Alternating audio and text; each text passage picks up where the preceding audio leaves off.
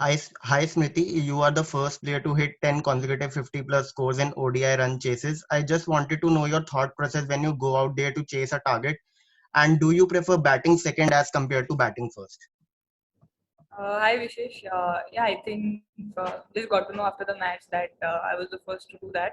But yeah, definitely whenever I go out to bat when I'm chasing, I think it's just one. Yeah, I just have one target is to make India win the match, and that's the only thing which I keep thinking. And I think when you have when they have runs on the board, it's easier to calculate your innings. But nothing like I want to. I like batting second or I like batting first. I think not that I've only scored chasing. I have a little bit of scores even batting first. So I think I like batting in any given conditions. I think just winning the match for India is something which I keep thinking, even if you're batting first or second. Okay, Srinidhi, you can go ahead. Hi, Smriti. Good to see you back in form. So my Hi, question is, during the so during the last series against South Africa at home in 2019, Harman said that the team has requested BCCI for a sports psychologist. I think the question is more relevant now, given that the girls are coming off a prolonged break, and it looks like the life will continue to exist in biosecure bubble moving forward due to the pandemic. And given that we have a World Cup coming up next year, and then followed by Commonwealth Games, and then T20 World Cup in 2023. Do you think it's time India get a mental conditioning coach or sports psychologist? well, at the moment, I think girls are in very good space because first of all, we've come after a long break and everyone's really fresh to go out there and play some good cricket. But definitely, a mental conditioning coach or a mentor could be of use for a lot of girls. And definitely, I think BCCI is looking into it, and hopefully, we'll have something going before the World Cup. Okay, go to Sudarshanan next, and after Sudarshanan, Rika Roy. Yeah, Sudarshanan, go ahead. Yeah, thanks, Anand. Hi, Smriti. I wanted to know how important singles are at the start of the game as part of your game plan, because the other day we saw you almost lose your wicket and rob us of an interesting inning. So, how do you balance between taking single doubles and boundaries at the start of your inning, especially? I think singles, doubles, four, sixes, all are important as a batter, and depends on which bowler you're facing, who you have to attack, and who you have to just try to rotate your strike. So I think that you have to be very calculative as a batter.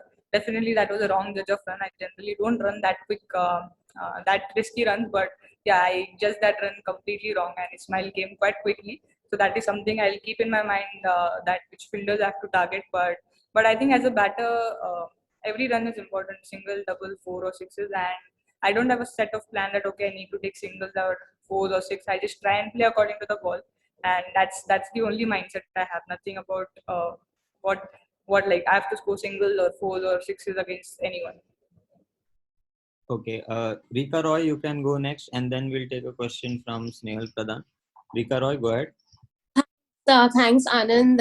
Hi, Smriti. Thank you for the opportunity. While cricket is a team game, are you girls aware that Mithali Raj, your captain, is on the cusp of a very big record, 10,000 international runs? Is it at all, a topic of discussion in the dressing room? Are you girls talking about it? Well, I don't think we are talking it in the team meeting, but we all are aware of that she's going to reach 10,000 runs, which is amazing. And she'll be the first female to do it. So I think it's a very very very huge thing, and especially I think we all are proud as Indian whenever she reaches there. But yeah, definitely, as you said, it's a team sport, so we don't really discuss, and I think it's wrong to even discuss in meetings that will put her under pressure. So we'll just let her be, and whenever she gets to 10,000 runs, I think we all as a team will be very proud of it that she's the first female to do it, and she's from our team. So I think that will be a pretty big moment for Indian cricket overall.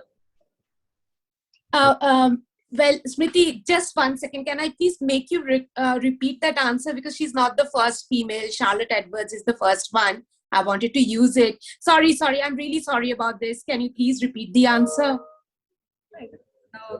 Okay. Nevertheless, I think getting to 10,000 runs first or second, it's a huge thing, and sorry, she's the first Indian to do that. So I think it's something which shows how consistent she has been throughout her career, and something we all keep looking up to her about her consistency. So definitely a very proud thing for all of us in the dressing room.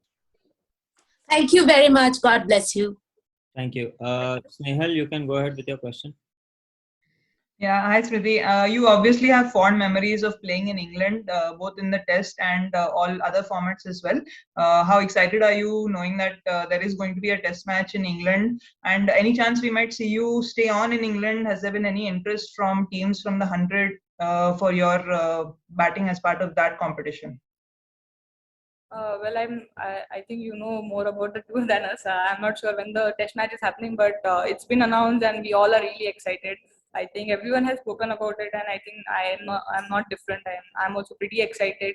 When we played there last, I think we have very good memory with that test match, and yeah, I think there's the feeling of putting on whites, going into bat with probably three slip fielders and a gully fielder. We don't get to do that much, so I think that's a feeling which, as a batter, I used to like crave to feel, because whenever I used to watch test match, men's test match. So yeah, I think it will be pretty exciting to go out there probably after 6 years and play a test match. And yeah, I think this at the moment I really can't speak anything about the 100 ball yet. Okay, we've got a question on chat from Bharat. He asks, as a team, what are the gaps that need to be plugged ahead of the World Cup? Well, I think we've just come off a really long break, like a 1 year break. So at the moment, we are just going out there and trying to play some good cricket. But for sure, we know that the World Cup is happening in New Zealand, and I think the bowlers look pretty good in the last match. So we really want to be consistent with our bowling. And one thing I think we are working on as an Indian team post 2017 World Cup is fielding, and that is something which we keep working on with our fitness and fielding. And that's the whole plan, I think, in next 1 year, because I think skills can go or come, but I think the fielding and the fitness standard has to be up, and that's something which we want to keep getting higher till the World Cup. And in 1 year, hopefully we get to a place where we are fielding and running really well between the wickets. Okay, we'll take last few. Prajakta first and then Sunandan Lele sir. Prajakta, you can go ahead. Hi Smriti, just about your batting. So how do you prepare your mindset and in crucial run chases and your batting under pressure? Does it bring the best out of you? Well, I don't think I think that much about all this pressure thing and all. I think for me, batting is just reacting to the bowler, what the bowler bowls. So for me, the preparation is just to try and be blank as much as blank I can be, because whenever I think before the match or before going to bat, I always end up not doing as good as I can. So I think for me, just to be blank and trying to react to the ball. So that's the whole plan I have before batting, to keep things simple, not to complicate myself with too much of thoughts. Okay, Sunandan sir, you can go ahead with your question. स्मृति कैसी हो आप? इतने दिनों के बाद cricket खेलने का मौका मिला है। पहले मैच में हम बड़े फासले से हार गए, दूसरे मैच में आपने जबरदस्त कमबैक किया। ऐसे बड़े ब्रेक के बाद क्या करूं क्या न करूं, ऐसे हो जाता होगा। तो आपने तो वो रिकवर कर लिया, लेकिन आपके पार्टनर का, समझो जेमी का माइंडसेट क्या होगा, उसको आप कैसे संभालोगे कि भाई रन्स आएंगे? क्या बताओगे आप उनको? आई थिंक जिस तरह हमारे बॉलर्स कमबैक किए हैं सेकेंड मैच में, फर्स्ट मैच के बाद, आई थिंक काफी अच्छा रहा है। आपने जैसे बोला, एक लॉन्ग ब्रेक के बाद टू गेट थिंग्स करेक्ट, थोड़ा सा प्रोबेबली हमको एक मैच लगा, बट सेकेंड मैच से हमारे बॉलर्स ऑन द स्पॉट थे। एंड वही आई थिंक जेमी भी, I don't think it's about the gap, I am sure वो नेट्स में बहुत अच्छी बैटिंग करी है। एंड जैसे उसने मैच में भी स्टार्ट किया, she look good, but that last match wicket was unfortunate. So I have like the whole team trusts on Jamie that she'll come back stronger in the third match. Okay, final two questions, one from Anisha and one from Shruti Ravi. So Anisha, you can go ahead. Thanks, Anand. Hi Smriti. Well, you said that the team has in place a few plans with regards to developing and nurturing the skills further, but you also mentioned that the team itself doesn't know much about the England tour. Going into the World Cup and of course the Commonwealth Games to follow the same year, how important do you think it is as players to know what the team schedule for the next year is going to look like? Because obviously, prior to the South Africa series, there was not much of an information around in the public domain around what the team is likely to play. So going ahead, looking forward to the next 1 year, how important it is for players to know what they are going to play. Yeah, I think it's very important as a player to know what the year is going to look like for the World Cup, and we all are really working on it with BCCI, and they are really proactive in telling us now that what series we'll be having for the next 1 year. So yeah, I think we'll have a pretty clear idea in some days of time. So I think yeah, it looks good till the World Cup. So I think yeah, but as you said, I think as a player, it's really important to know what series you're going to play next, or what is the schedule going to look like, so that we can prepare ourselves mentally, physically, and you know, even the skill set, which bowlers we are going to face for the next 2-3 months. I think that gets really, it gets very easy if you know like you know who you're going to play. Thanks, Smriti. All the best for the next 6 games. Okay, final question from Shruti Ravi. Shruti, you can go ahead. Yeah, thank you, Anand. Hi, Smriti. My question is, you are facing two of the leading pacers in the world, Madison Cap and Shabnam Ismail. You also mentioned her. So what do you think makes them difficult to play, and how do you usually go about, you know, how do you strategize to like counter them? Well, yeah, as you said, I think they both are top 2 pacers in the world at the moment, and I think the special thing about both of them is both of them are really different in the way they go about their bowling. One really likes to bounce the player out, and the other really relies on a swing or seam.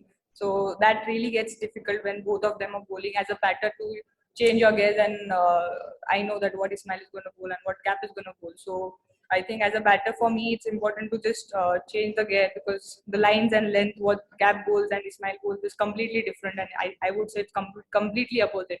So for me as a batter, as I said earlier, I just like to react to the ball, not think beforehand that she bowls this way or that way. It's just there in the back of the mind, okay, because I think it's been a long time, I think 5-6 years that I have been facing them. So I know their strengths, what they are going to try and target. So I think for me, it's just about watching the ball, trying to play according to the ball and not overthink. That's the only strategy I have against both of them. Thanks, Smriti. Thank you, Smriti, and thank you everyone for joining in. Thank you. Thank you, Anand sir. Thank you.